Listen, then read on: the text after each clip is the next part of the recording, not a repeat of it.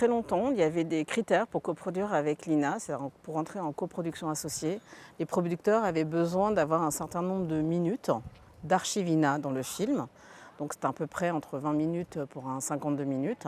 Ils devaient prendre des droits étendus, c'est-à-dire qu'ils avaient besoin de territoire et de durée de minimum des droits francophones et sur une durée de 10 ans. Il y avait toujours une partie de frais internes de l'INA qui étaient les frais généraux, etc. Enfin, des frais qui étaient facturés à une hauteur de 33%.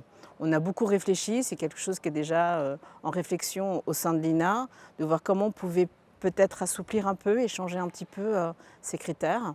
Et c'est ce qui a été annoncé il y a quelques jours au Sunnyside, où effectivement, on peut maintenant commencer à coproduire des films.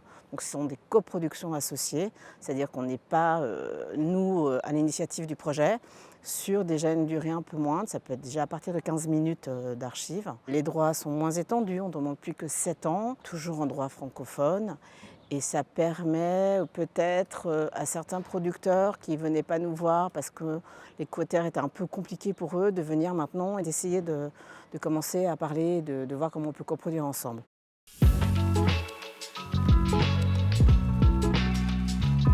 On va mettre en place un label INA. Donc le label INA, en fin de compte, va s'adresser à des films qui n'ont jamais la possibilité de venir nous voir parce qu'ils viennent d'un circuit financier ou qui sont fragiles et qui sont très artistiquement spécifiques. Et donc ce label, on va être un comité de sélection, en fin de compte, où on va pouvoir choisir 5 films qu'on va accompagner d'une manière un petit peu plus poussée.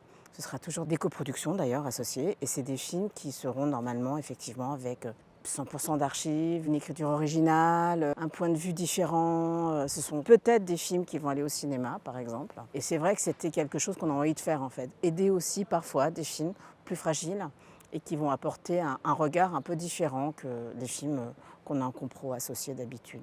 Ce genre de film, c'est peut-être des premiers films, parce que le premier film est quand même beaucoup plus compliqué à financer. Et faire un premier film 100% archives à l'INA, c'est quand même un parti pris artistique très fort.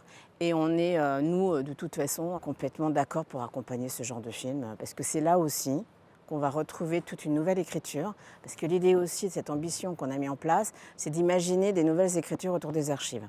C'est-à-dire qu'effectivement, et ça peut être que proposé par des gens qui ont envie de faire des films différents et qui vont utiliser les archives d'une manière un peu moins conventionnelle ou historiquement ou classique, etc. Et ça, c'est super intéressant pour nous en fait.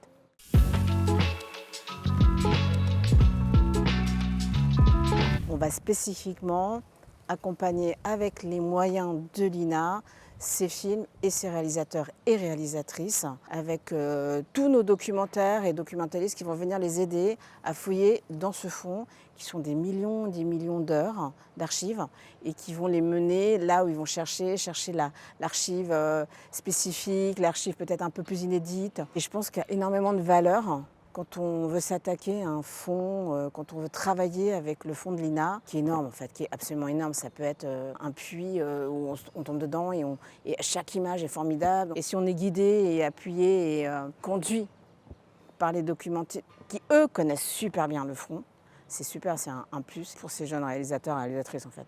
On a décidé pour la première année de soutenir 5 projets. On va commencer la sélection octobre, quelque chose comme ça. Et évidemment, vous pouvez trouver les infos sur le site de l'INA où il y a tout un communiqué de presse à ce sujet.